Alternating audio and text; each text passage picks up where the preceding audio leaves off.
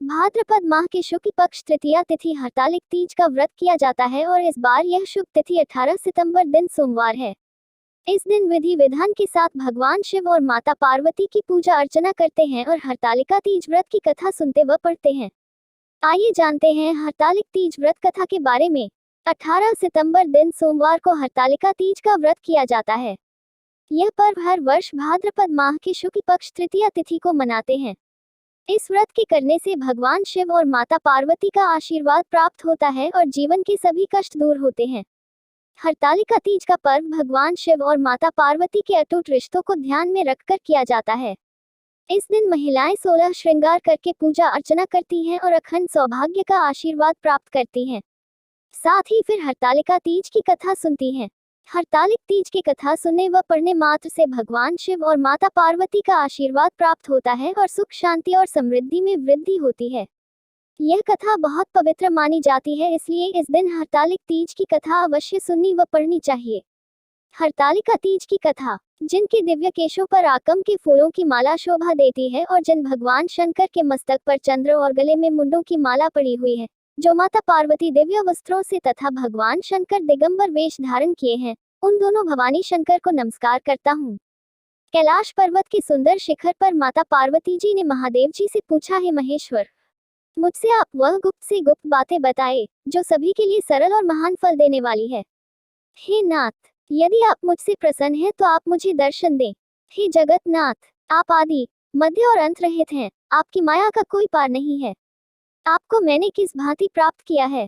कौन से व्रत, तप या दान के पुण्य फल से आप मुझको वर रूप में मिले? महादेव जी बोले, हे देवी, मैं आपके सामने उस व्रत के बारे में कहता हूँ जो परम गुप्त है। जैसे तारागणों में चंद्रमा और ग्रहों में सूर्य, वर्णों में ब्राह्मण, देवताओं में गंगा, पुराणों में महाभारत, वेदों में साम और इंद्रियों में मन श्रेष्ठ है, वैसे ही पुराण और वेद सब में इसका वर्णन आया है, जिसके प्रभाव से तुमको मेरा आधा आसन प्राप्त हुआ है। हे प्रिय, उसी का मैं तुमसे वर्णन करता हूँ। सुनो। भाद्रपद भादो मास के शुक्ल पक्ष की हस्त नक्षत्र के दिन इस व्रत का अनुष्ठान मात्र करने से सभी पापा का नाश हो जाता है। तुमने पहले हिमालय पर्वत पर इसी महान व्रत को किया था, जो मैं तुम्हें सुनाता हूँ। पार्वती जी बोली, हे प्रभु, इस व्रत को मैंने किस लिए किया था, यह मुझे सुनने की इच्छा है, सो कृपा करके कहें। शंकर जी बोले, आर्यावर्त में हिमालय नामक एक महान पर्वत है, जहाँ अनेक प्रकार की भूमि अनेक प्रकार के वृक्षों से सुशोभित है, जो सदैव बर्फ से ढके हुए तथा गंगा की कलकल ध्वनि से शब्दायमान रहता है। हे पार्वती जी, तुमने बाल्यकाल में उसी स्थान पर परम तप किया था और 12 वर्ष तक के महीने में जल में रहकर तथा वैशाख मास में अग्नि में प्रवेश करके तप किया। सावन के महीने में बाहर खुले में निवास कर अन्न त्याग कर तप करती रही। तुम्हारे उस कष्ट को देखकर तुम्हारे पिता को बड़ी चिंता हुई। चिंता में वह सोचने लगे कि मैं इस कन्या का विवाह किससे करूं। एक दिन नारद जी वहां आए और देवर्षि नारद ने तुम शैलपुत्री को देखा। तुम्हारे पिता हिमालय ने देवर्षि को अर्घ्य, पाद्य, आसन देकर सम्मान सहित बिठाया और कहा, हे मुनीश्वर, आपने यहाँ तक आने का कष्ट कैसे किया, कहीं क्या आ गया है? नारद जी बोले, हे गिरिराज, मैं विष्णु भगवान का भेजा हुआ यहाँ आया हूँ। तुम मेरी बात सुनो। आप अपनी कन्या को उत्तम वर को दान करें। ब्रह्मा, इंद्र, शिव आदि देवताओं में विष्णु भगवान के समान कोई भी उत्तम नहीं है, इसलिए मेरे मत से आप अपनी कन्या का दान भगवान विष्णु को ही दें। हिमालय बोले, यदि भगवान वासुदेव स्वयं ही कन्या को ग्रहण करना चाहते हैं और इस कार्य के लिए ही आपका आगमन हुआ है, तो वह मेरे लिए गौरव की बात है। मैं अवश्य उन्हें ही दूंगा। हिमालय का यह आश्वासन सुनते ही देवर्षि नारद जी आकाश में अंतर्धान हो गए और भगवान विष्णु के पास पहुंचे। नारद जी ने हाथ जोड़कर भगवान विष्णु से कहा, प्रभु, आपका विवाह कार्य निश्चित हो गया है। इधर हिमालय ने पार्वती जी से प्रसन्नता पूर्वक कहा, हे पुत्री, मैंने तुमको गरुड़ध्वज भगवान विष्णु को अर्पण कर दिया है। पिता के इन वाक्यों को सुनते ही पार्वती जी अपनी सहेली के घर गईं और पृथ्वी पर गिरकर अत्यंत दुखित होकर विलाप करने लगी। उनको विलाप करते हुए देखकर सखी बोली, हे देवी, तुम किस कारण से दुखी हो, मुझे बताओ, मैं अवश्य ही तुम्हारी इच्छा पूरी करूंगी। पार्वती बोली, हे सखी, सुन, मेरी जो मन की अभिलाषा है सुनाती हूँ। मैं महादेव जी को वरण करना चाहती हूँ। मेरे इस कार्य को पिताजी ने बिगाड़ना चाहा है, इसलिए मैं निसंदेह इस शरीर का त्याग करूंगी। पार्वती के इन वचनों को सुनकर सखी ने कहा, हे देवी, जिस वन को तुम्हारे पिताजी ने न देखा हो, तुम वहां चली जाओ। तब देवी पार्वती अपनी सखी का यह वचन सुन ऐसे ही वन को चली गई। पिता हिमालय ने तुमको घर पर न पाकर सोचा कि मेरी पुत्री को कोई देव, दानव अथवा किन्नर हरण करके ले गया है। मैंने नारद जी को वचन दिया था कि मैं पुत्री का भगवान विष्णु के साथ वरण करूंगा। हाय, अब यह कैसे पूरा होगा? ऐसा सोचकर वे बहुत चिंतातुर हो मूर्छित हो गए।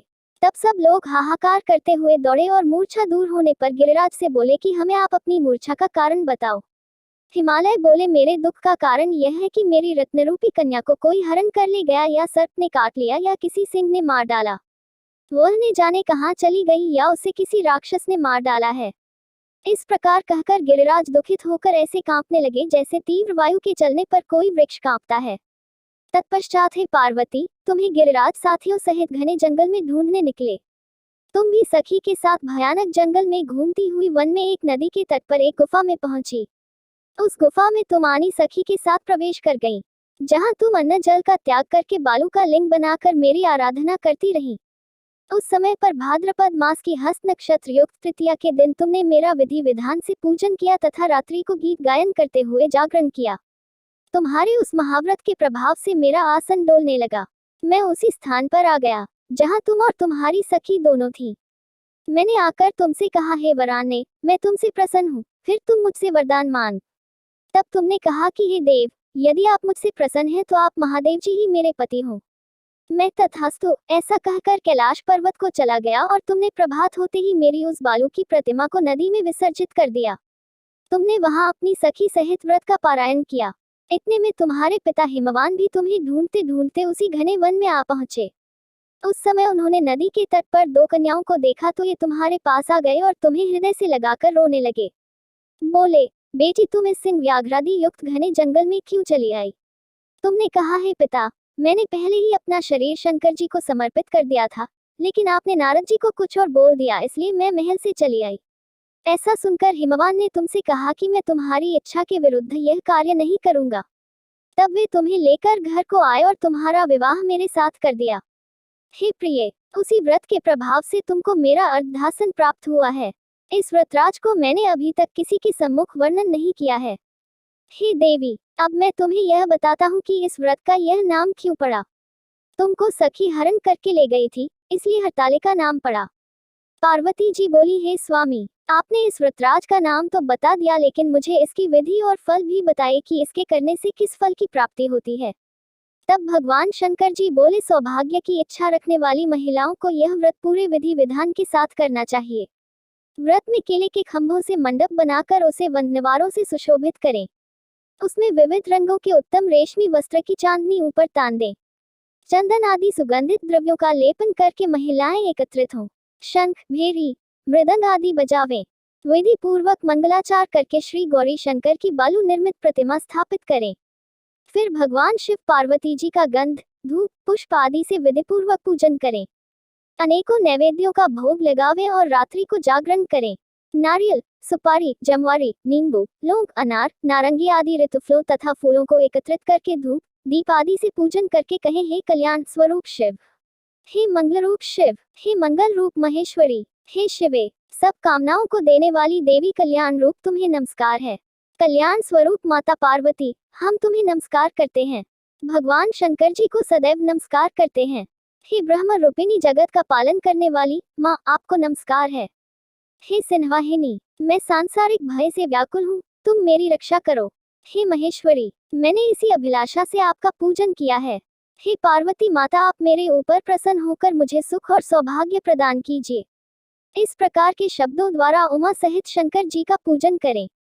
विधिपूर्वक कथा सुनकर गौ, वस्त्र, आभूषण आदि ब्राह्मणों को दान करें। इस प्रकार से व्रत करने वाले के सब पाप नष्ट हो जाते हैं।